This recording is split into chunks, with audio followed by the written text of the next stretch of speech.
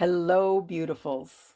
I'm Lane Smith Brown, and I'm finally back with episode number 35 of the Unleash Your Life podcast. It's been a couple of months now, and it's good to sit down at the microphone and spend some time with you again. I've missed doing this, as I've been ping-ponging between different things, and I'll tell you all about that in just a minute.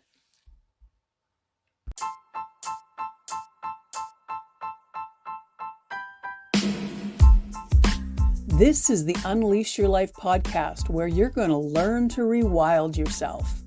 I'm your host, Lane Smith Brown, and I'm a best-selling author and rewilding guide.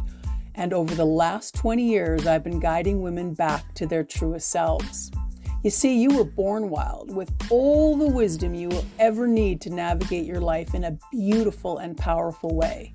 Then, just like everyone else on the planet, you got tamed as you fell under the power and influence of others who were also tamed. All that taming you got as a kid has you convinced you are less powerful than you really are. I call all of that unconscious programming power leaks. And on this show, you're going to discover yours, and then you're going to choose to plug them so you can get back to the wild, wise, and powerful being that you are. So grab a coffee, glass of wine, or a favorite friend, or all three, and let's talk about what living your wild self can mean for you.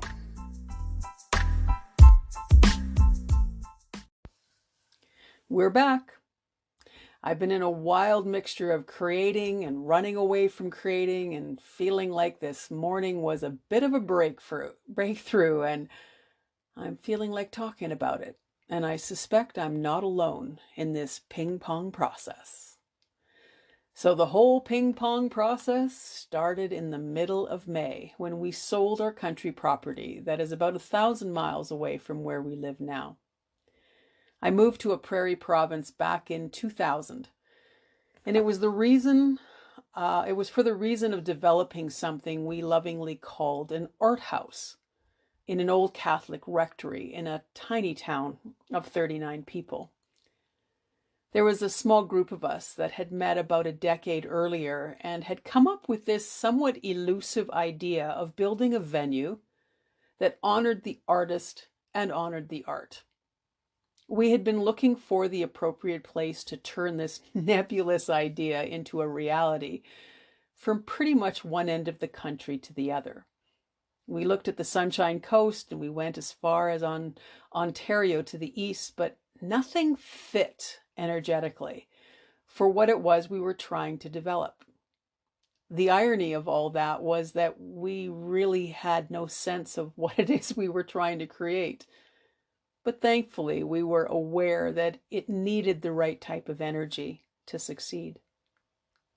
After 10 years of going down a whole bunch of different roads and nothing's kind of feeling right to any of us, my good friends Shannon and Dawn found an old, essentially abandoned French-style farmhouse in the middle of nowhere. And finally, the energy was right. When I heard the news, I drove out to see it and agreed that it was the right place to bring to reality something that had been a dream for over a decade. I loved where I was living. I had a home that I had turned into a lovely place to live. I had my dog, who I named Tuck, whom I loved immensely and was the reason I bought the whole house in the first place. I had a career and I had friends, yet I was willing to give up everything, except for Tuck, in the pursuit of actualizing this dream. It took 1.5 years at the art house for me to realize that I was actually living out someone else's dream and not my own. And in order to save that friendship, I decided to walk away. Now, all of that was precipitated by the fact that I had recently made a giant discovery about myself. While we were turning the old French-style farmhouse back to its former glory, I was also building my consulting company in the nearest city. Out of the blue, while sitting at a board table of one of the companies that was looking to hire me, I sat in front of a woman and experienced something I had never experienced with anyone in 38 years of living. It was like rockets were shooting out of my fingertips, out of the top of my head, out of every part of me. I couldn't think.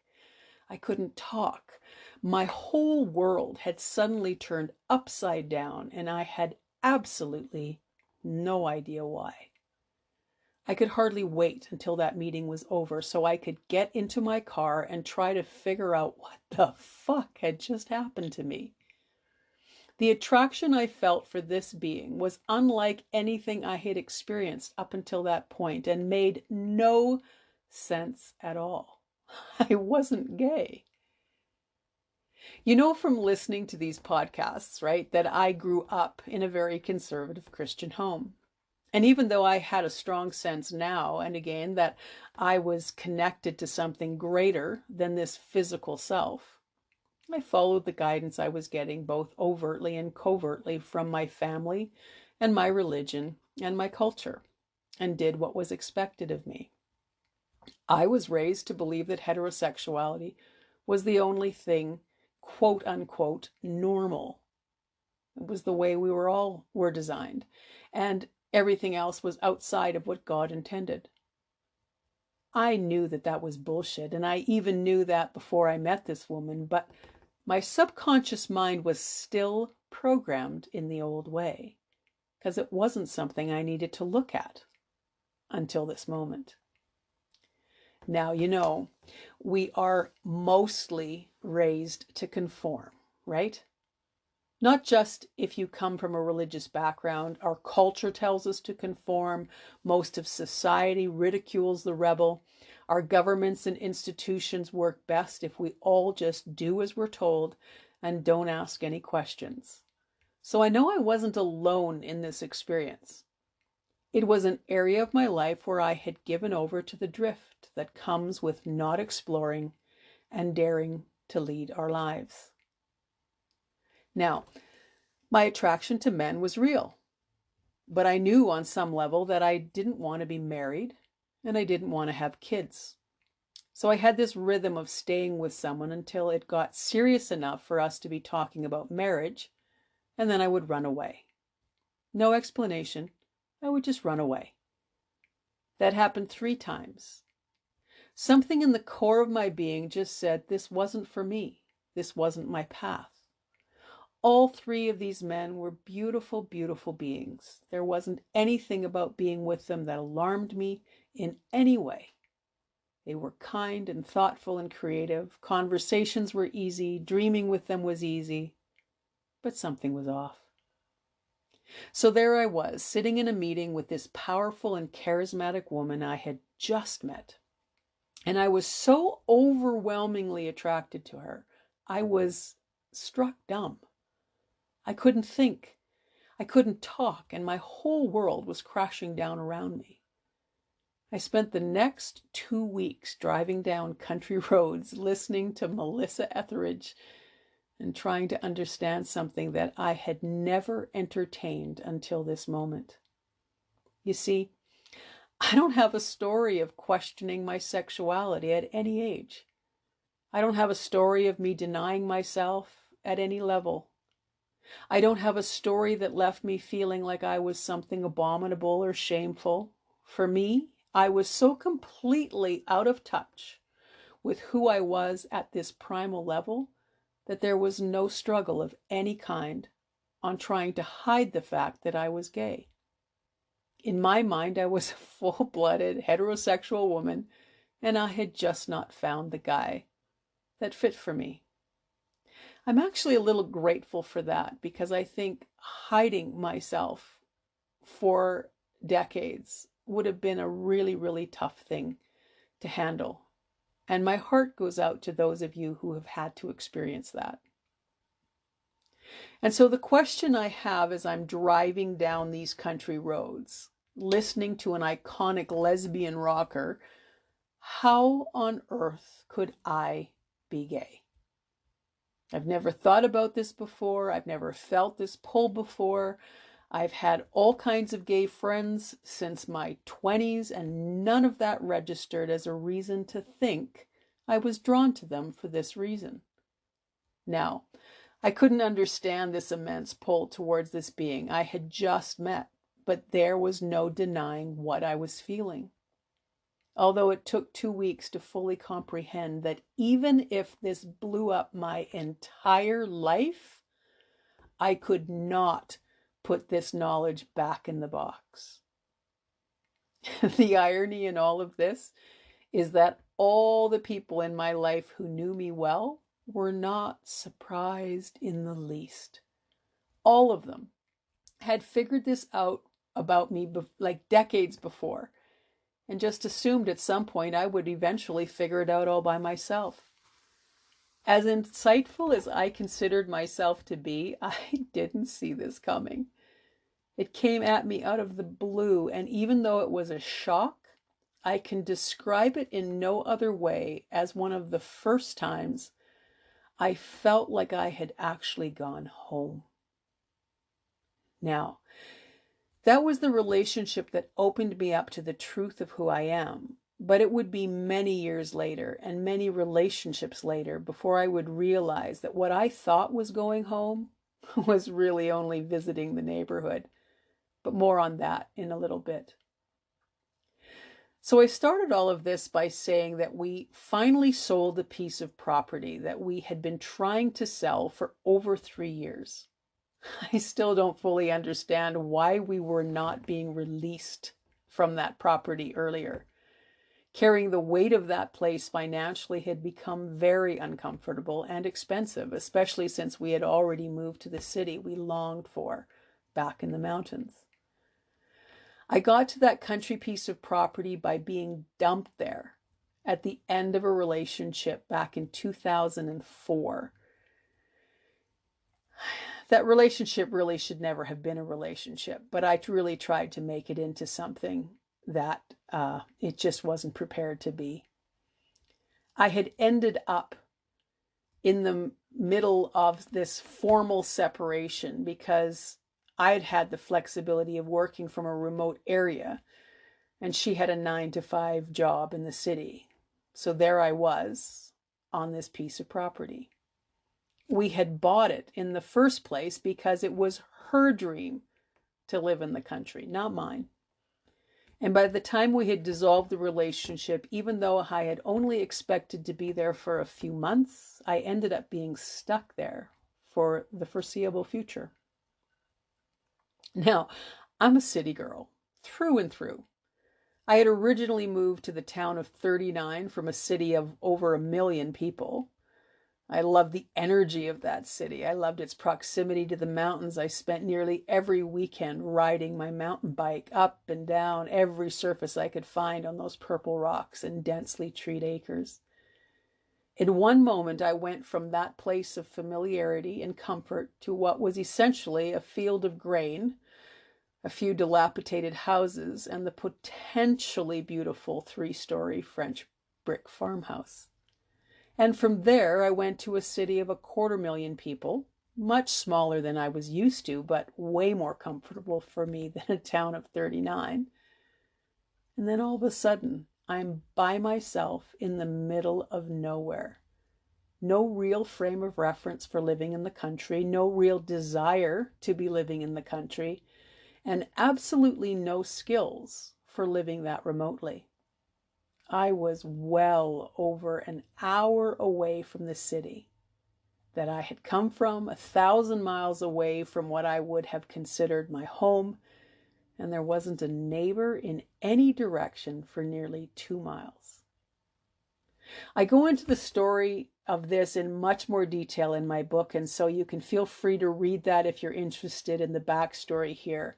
But for this podcast, I want you to understand that I got to the farm completely and utterly broken. I had gotten myself into a relationship that should have never been a relationship, and I had lost any sense of myself in doing so. I had completely disappeared as I tried to make that relationship work. And despite all of my efforts, it fell apart in an awful and ugly way. So picture this city girl in the middle of nowhere. I'm on a quarter section of land which is a half a mile by a half mile. The house is just beyond the label of untenable. There is a hayfield nearly to the front door, and a relationship that I thought would last forever had completely blown up. Sometimes the universe has to do something really, really loud and really, really big to get our attention. In retrospect, I had been given all kinds of opportunities to pay attention to the fact that I had completely lost myself over the last few years, and I chose to ignore it. But here's the thing of it. Your higher self, that part of you that is innately connected to the all there is so longing to have you reconnect with the truth of who you are, that if you don't listen to the subtle knocking, to the little hints, to the whispers in your ear, she just gets louder and louder and louder. So I avoided hearing her voice, her gentle nudges, and convinced myself I knew better than anyone where I wanted to take my life. And it took me down a road that wasn't serving me. So there I am in the middle of nowhere, and me as my only companion. It was there that I spent 3 years doing more of my work. And that work was both metaphysical and physical. For 3 years, I cleared out a tree line that was full of dead growth and overgrowth. I learned to run a chainsaw and I cut through the mess. And then because I didn't have a truck or any kind of equipment, I would haul those big, long, heavy logs and branches all the way to the field to be burned at a later date. I bought a regular-sized motorized push mower and cut through 3 to 4 feet of grass over about 3 acres of yard. To give you city slickers a sense of what that is, it's probably the equivalent of 2 or 3 full city blocks or more. In those fields of grass hid discarded kitchen cabinets, old toilets, miles of barbed wire embedded in the earth, but still a danger to anyone who walked there. There were more kids' toys than I can even say. This place had been used as a garbage dump for decades. And it was my job to turn that desolation into beauty. In the middle of all that physical work and all that painful heartache, I could not truly see that this was a symbol for how disconnected I was to the beauty that is me.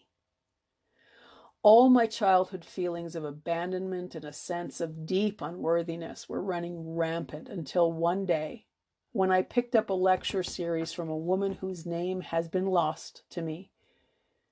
But she was focused on trying to convince me once again that I was connected to something beyond myself, and I had a gift to offer the world.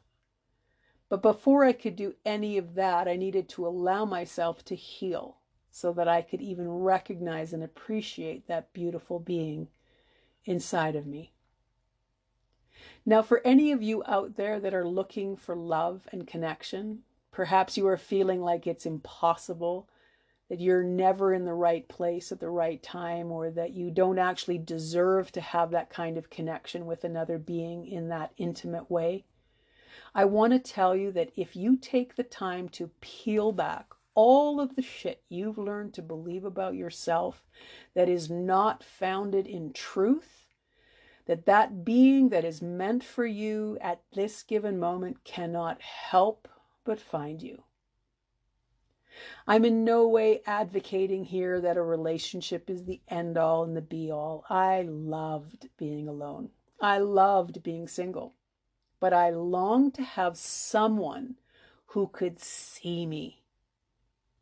For as long as I could remember, I longed for this because I had been such an invisible child. So at the end of 3 years of working my ass off on this piece of country property, I learned to fall in love with the place, and I learned to fall in love with myself. Relationships still scared the shit out of me though. And I had spent those 3 years playing the field only with women who were nowhere near where I lived, so there was no chance of me getting my heart broken again, like the last time.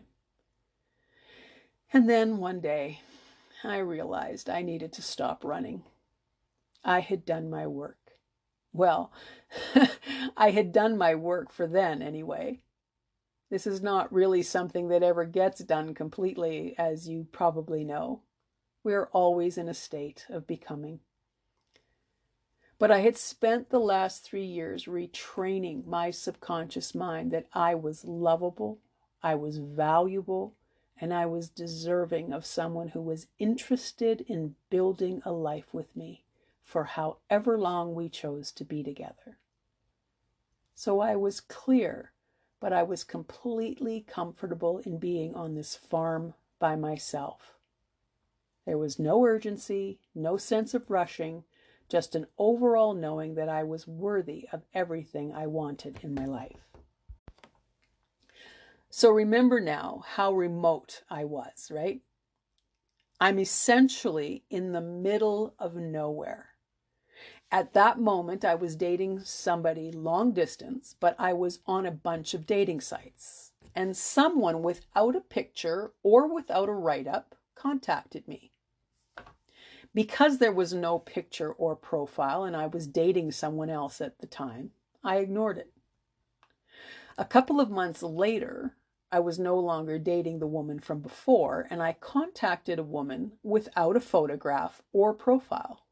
Now, if you've done any online dating, you know how crazy that was, right? Well, it was the tagline that caught my attention. It simply said, "Love the land."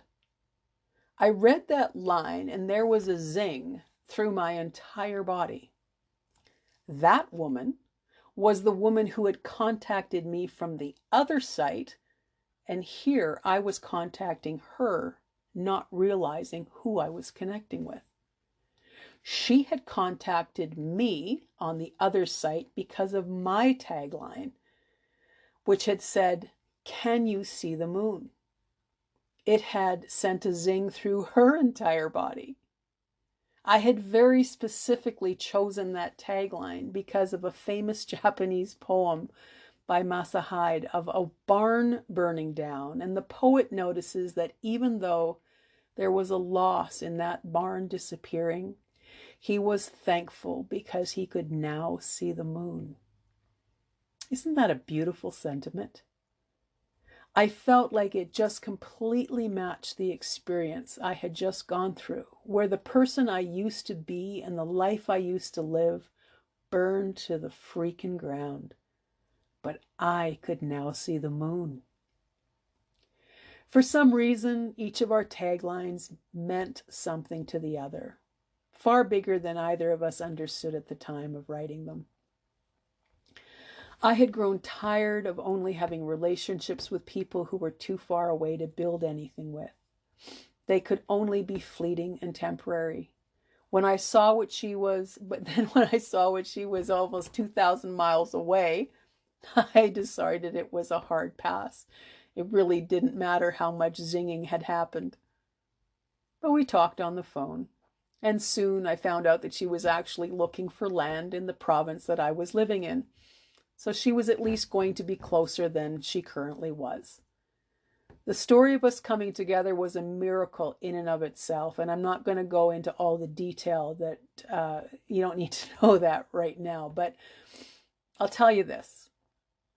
If you think that you need to contrive a relationship in some way, if you feel you need to be in a certain place or in a certain way to find big love, if you think you need to be somewhere specific and do something specific, like you could miss your chance of finding a good match, let me tell you that that perspective is not founded in truth, and it is not serving you in any way, shape, or form.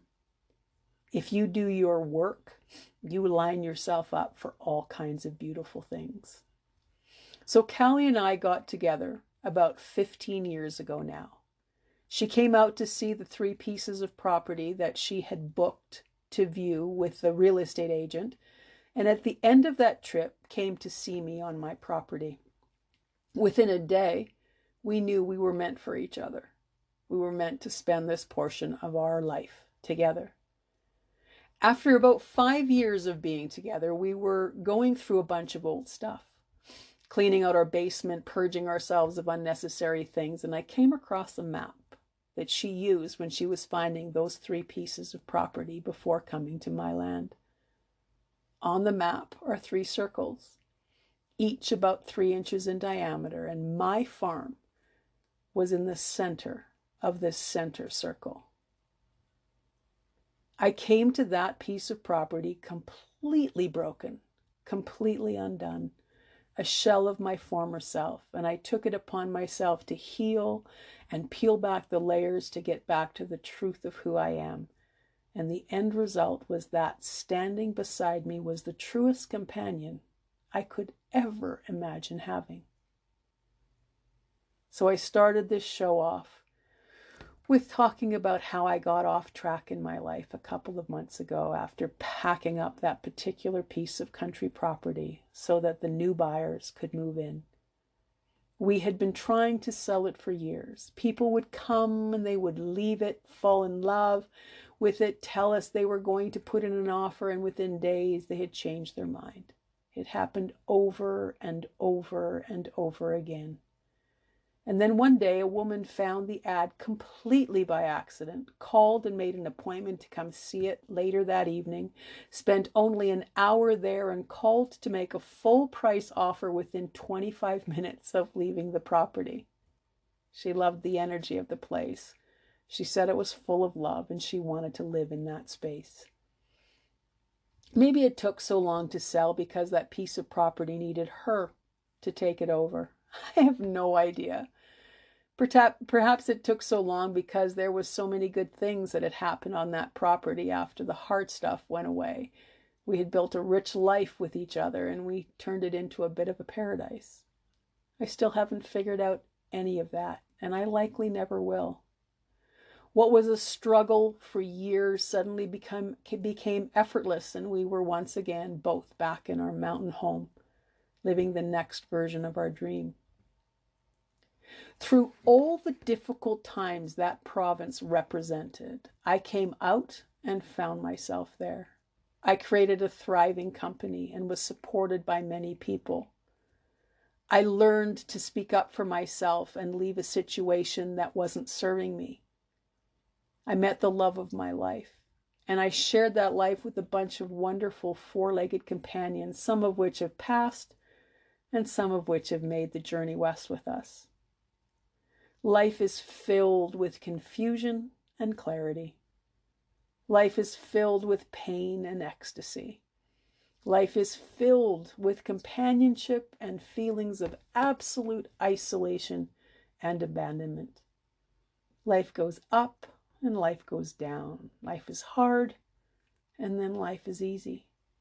It's this flow that is ever changing, and if all I can do in telling you this story is to let you know that the whole point of why you're here is to do the work that peels back the layers of what it is you've learned to believe about yourself and get to the truth of who you are. Pain and discomfort can be a huge motivator to start looking at yourself and your life in an effort to get yourself to a more comfortable place. Know that it is the difficult times, the confusing times, and the painful times that make your connection with yourself all the sweeter. You don't have to wait for the crisis. You don't have to blow up your life to get a signal to move yourself back into harmony. Learn to hear that little voice inside of you when it's being a lot more subtle than I allowed it to be for me. Now, I do not regret the journey. I feel no shame about taking the time I needed to get back to me. There was no mistake in any of that. But I am still wanting to be better and better and better at noticing my disconnection from myself earlier and earlier,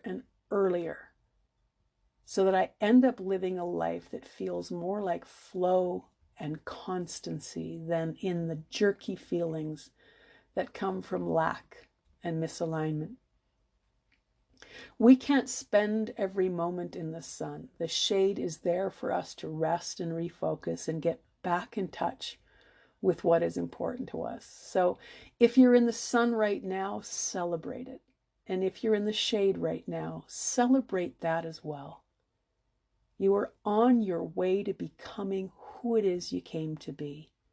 You are letting go of all of the layers that no longer serve you, and you're learning to stand naked in all of your beauty and wonder, and celebrate the fact that you are here with purpose and intent, and you are loved by a universe that wants so much for you, and it's waiting for you to realize that about yourself.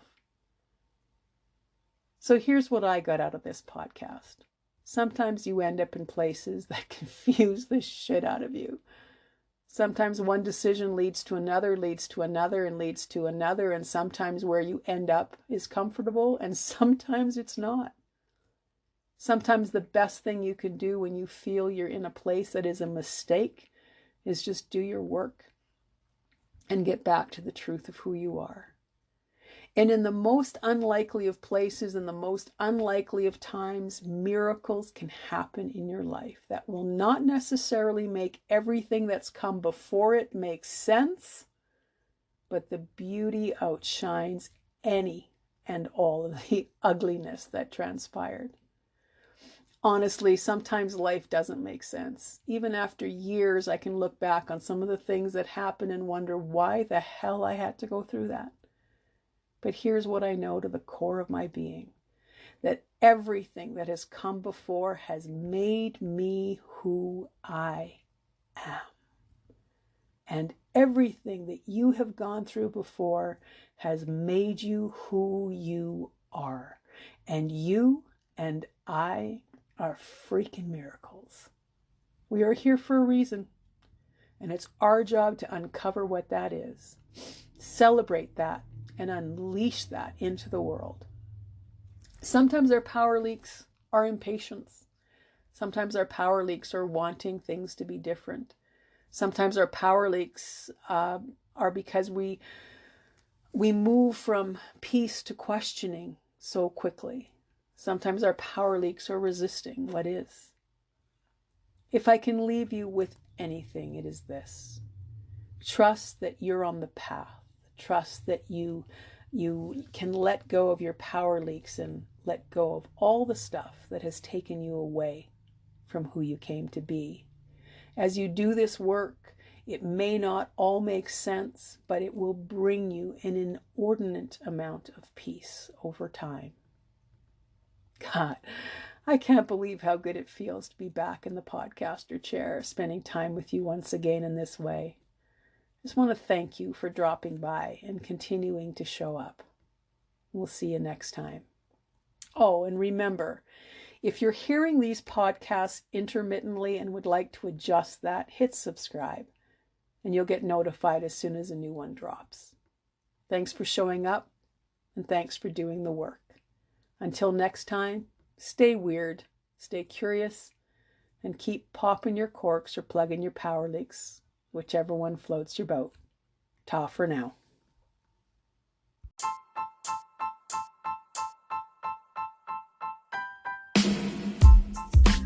Well, I hope this show rocked your world a little bit. If you want additional resources, check out the links in the show notes or at lanesmithbrown.com. And before you go, please subscribe to this podcast. It's how we get these tools into the world. And this world needs more wild women standing in their authentic power. Do that for me, will ya? Thank you.